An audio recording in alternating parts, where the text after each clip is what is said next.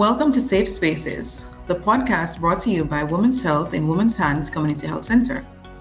Join us as we delve into crucial conversations about gender-based violence, featuring survivors, advocates, and community members to raise awareness and offer insights on this crucial issue affecting our communities. We are your hosts, Leslie and Tommy Lola. Safe Spaces is presented by the GBV Prevention and Cure Cascade Program, supported by funding from Women and Gender Equality Canada. Tune in to this podcast series, available on all major podcast platforms and our website, flourishaccess.ca. Please be aware that this podcast covers sensitive topics such as domestic abuse and gender-based violence. To protect the privacy and safety of our guests, some have chosen to remain anonymous. The content of this podcast is suitable for those aged 16 plus. Statistics show that racialized women are 3 times more likely to be vulnerable or experience gender-based violence compared to non-racialized and non-Indigenous women in Canada. It doesn't stop there.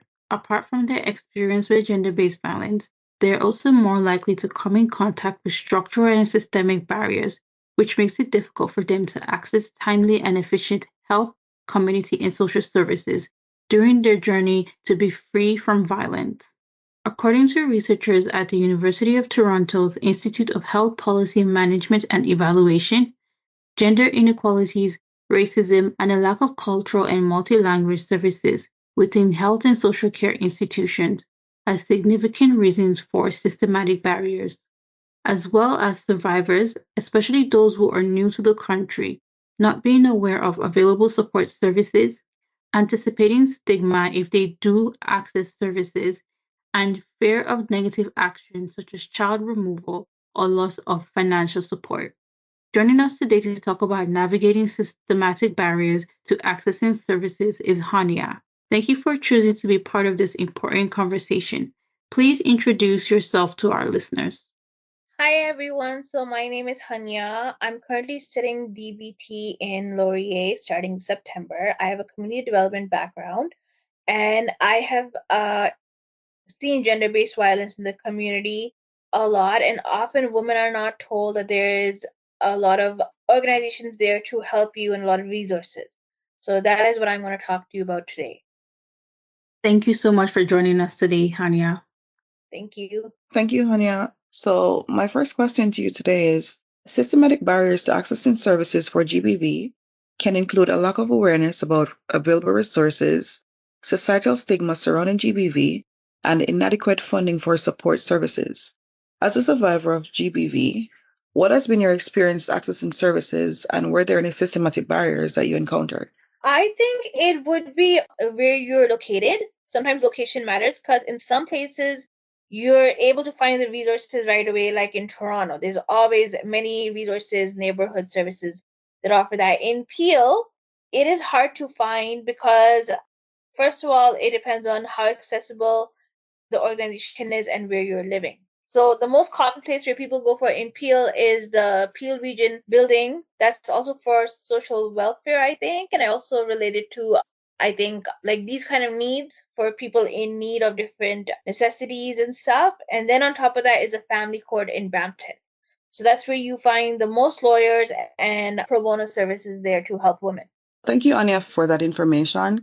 I wanted to add to what you said about persons who are existing in remote locations. That really is a challenge because sometimes the access to service is not readily available, right? So that's one part, yes. But also I wanted to talk about the fact that sometimes the resources that are available is not tailored to your specific needs, right? So that too is a challenge that I know persons have an issue with. Also, language barrier is a major thing. Canada is a very multicultural country. So in some cases, the service providers, they're not trained and properly equipped to meet the survivor or the victim where they're at. So that too is another issue in navigating barriers to accessing service.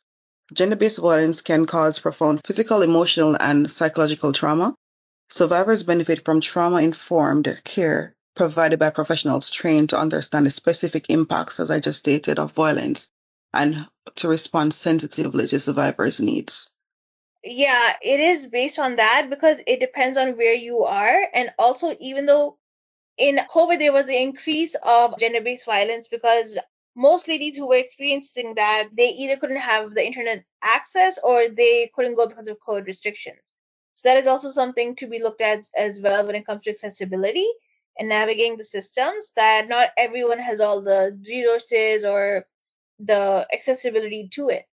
So yeah, location is a huge factor in it because it depends if you're in a remote area or you're in an urban area like a city area, that what's near to you and which area offers which thing. Because for example, in Toronto there is a lot of services, but in Peel region there isn't that many. So that's the question. I 100% agree with you, Hania, in terms of location being a huge contributing factor to barriers to accessing services. And I like the fact that you brought up COVID-19 because it truly did bring to light those barriers that come to place when people are stuck at home. I know that with the lockdown, no one had the option, everyone had to stay at home. But I think it sheds light to the fact that there are some women who were experiencing violence even before the pandemic who might have been stuck at home because of restrictions put in place by their abuser.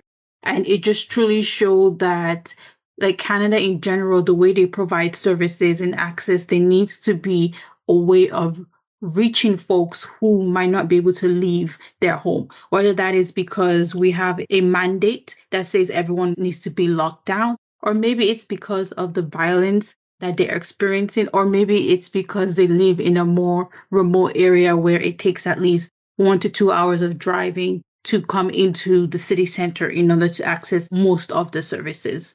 Yeah, that is a factor. And also like in COVID, like yes, there were so many things online, but at the same time you don't know what is everyone's situation, right? Maybe one person's internet service is not working and they're in a very tough situation, or like you don't know what's going on behind the internet at the same time too, right? Behind the screen. So that's something else as well. Yeah, that's true. You really do not know what is going on, especially with online resources. At times, women might not feel safe to use those online resources because, as you said, there's no face to the resource. They don't really know where it's coming from. And unfortunately, when it comes to online, there's always the history in which it might be difficult or they might not know how to hide their search history or to disguise what they were searching and how they were seeking care, and their abuser is able to find out that they were actually accessing these services. I wanted to follow up by asking, how do you think societal attitudes towards GBV contribute to the barriers survivors face in accessing services? I think that would be cultural factors as well. Geographical and location is one of them, but the other thing that's to do with society, I think it would be on based on the number of different ethnicities that are there. That's where I think Canada Stats comes in, on how many people are person of color and how many people, and also culturally as in their approach toward GBV, because in some cultures it's like GBV is like, it's like the way how it's taken is differently from another culture, right?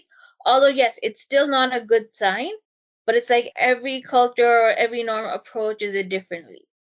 Yeah, I agree that certain cultures, certain societies, they do tend to normalize GBV as just something that women who experience in their marriage. They don't see it as an issue, especially when it is gender-based violence that is not physical. Because I know most people think of gender-based violence as physical violence, sexual assault, but there are the other minute ones that are not often obvious, and they're often normalized as a normal way of living in a marriage, a normal way of having a parental child relationship. So I do agree in terms of that culture and the normalization of GBV. I also think that as a society, we often don't take violence against women as seriously as it should be taken. The pandemic did bring up more higher numbers of women who experience violence because of that lockdown and being stuck at home. And I would say like now there's starting to be more focus and more seriousness, but I think before then It wasn't something that was just openly talked about in the news. Oh, we're seeing these high rates and there's something that needs to be done about it.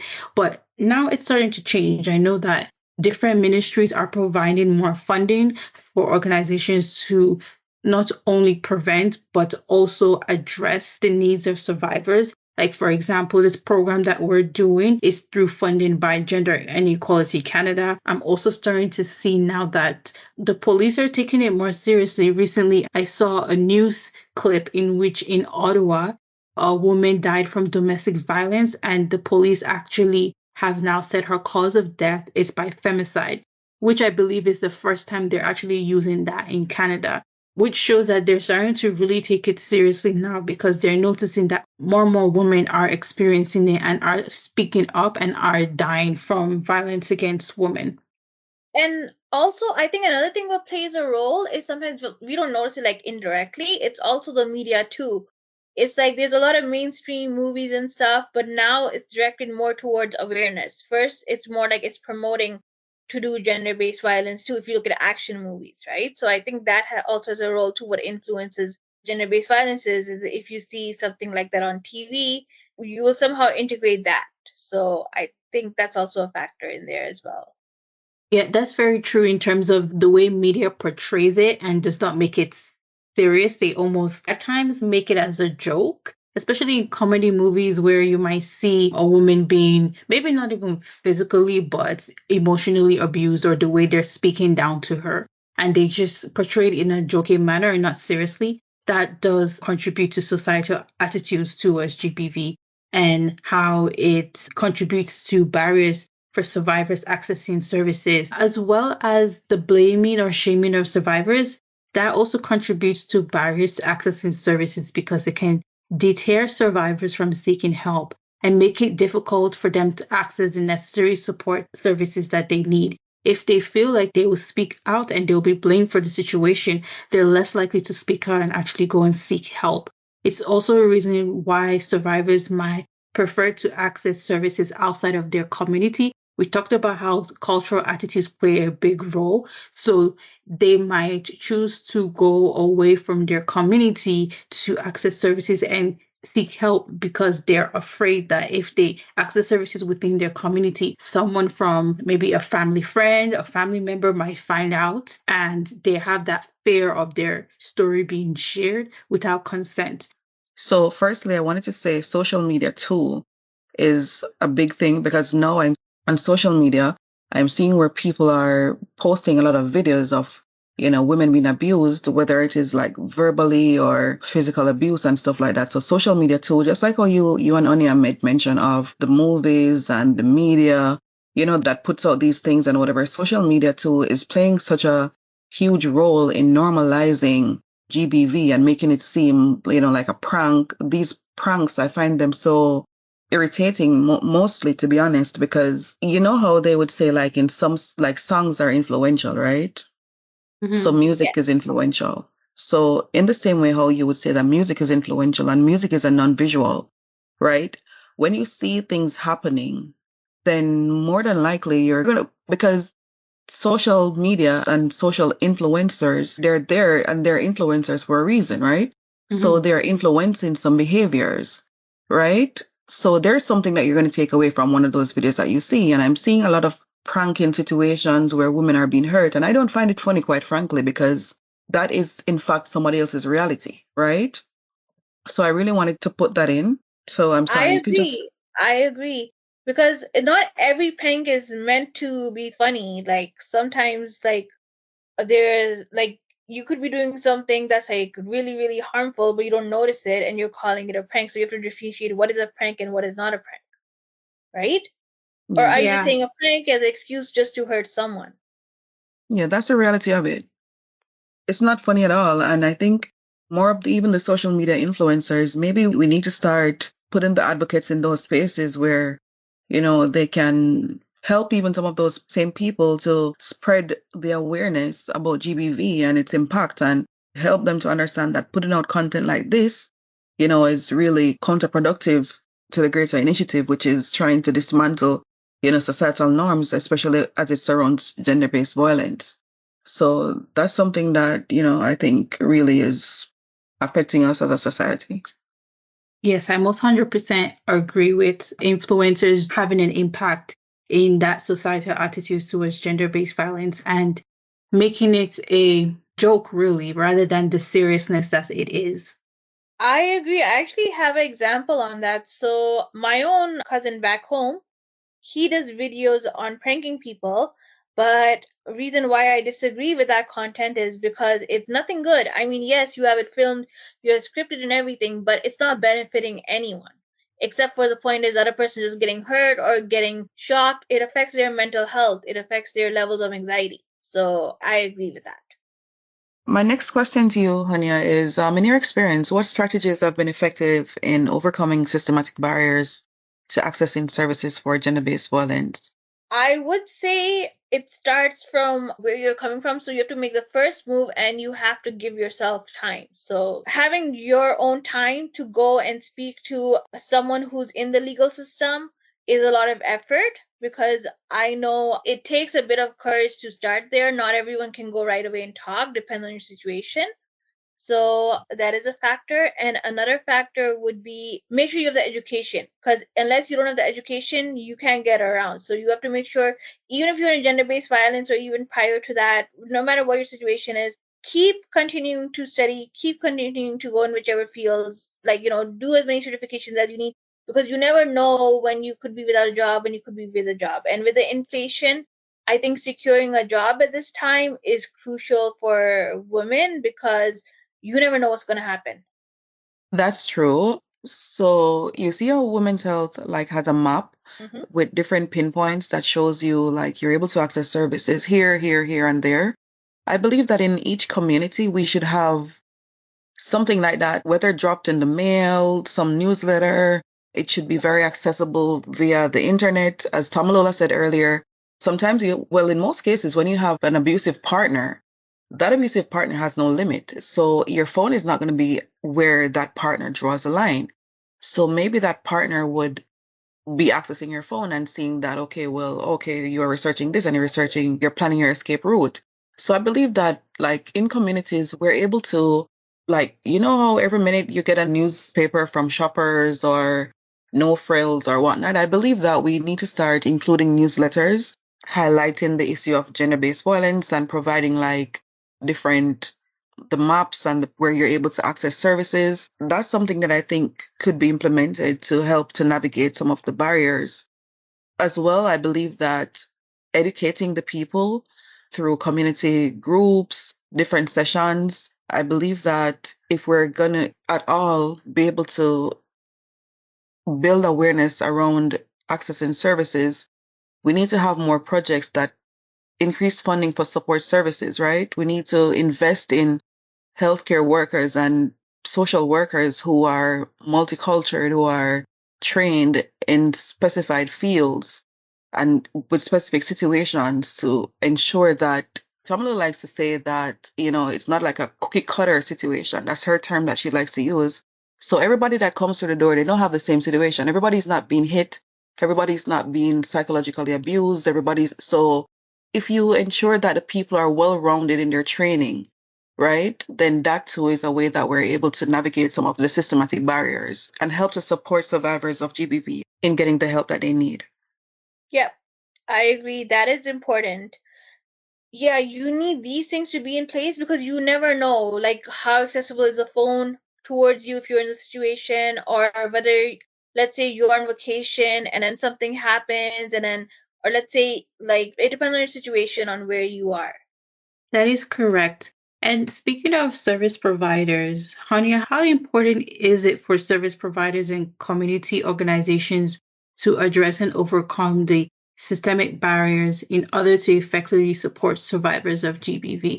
Because as Leslie has said, we can't use a cookie cutter because individuals, survivors have different levels of barriers that they experience. So how important do you think it is for service providers and community organizations to address them and overcome them, being part of the solution?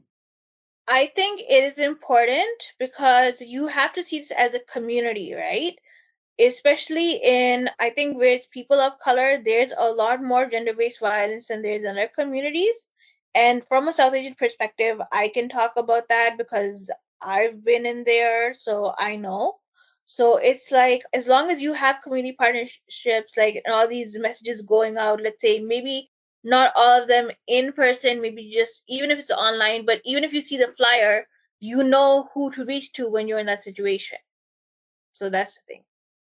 Yeah, it truly is important. And I think service providers and community organizations can do their own part in addressing these barriers. So, for example, a community organization, although it's not mandated, they can on their own decide we're going to utilize translator services so that when we have women who speak other languages other than English and French, we're able to ensure that she's still receiving services in a language that she truly understands and she's comfortable with. Service providers might decide on their own, like if you have your private practice and you're provide counseling, you might decide, okay, I understand that women they have to work in order to pay the bills. They have kids, childcare is not always easy. So accommodating in terms of how you schedule appointments, that could be offering both virtually or offering in person, offering after hours appointments. Those little things do help women overcome those systemic barriers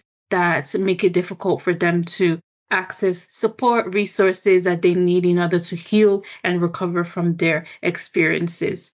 By overcoming these barriers, service by contributing to the solution of these barriers, service providers and community organizations can better serve survivors and create a more supportive and inclusive social environment.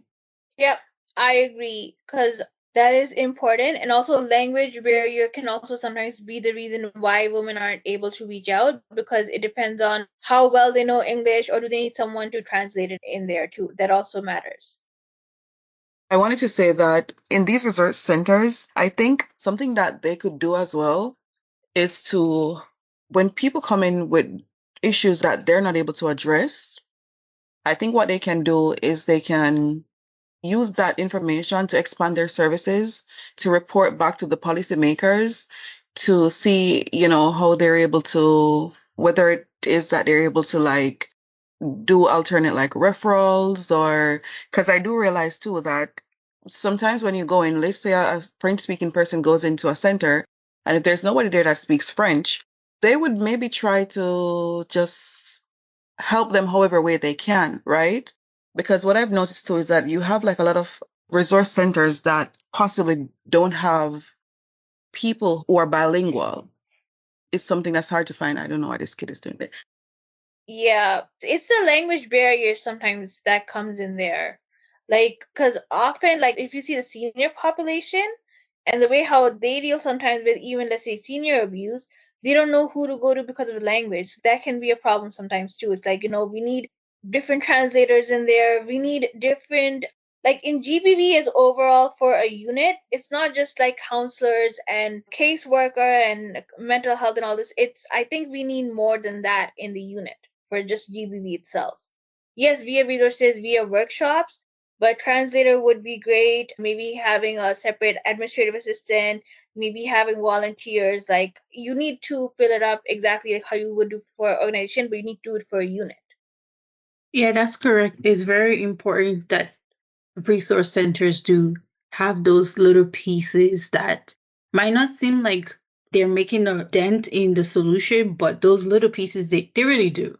They really do. Yeah, because I think we need to start thinking it from that way because it's like you can't predict anyone's situation.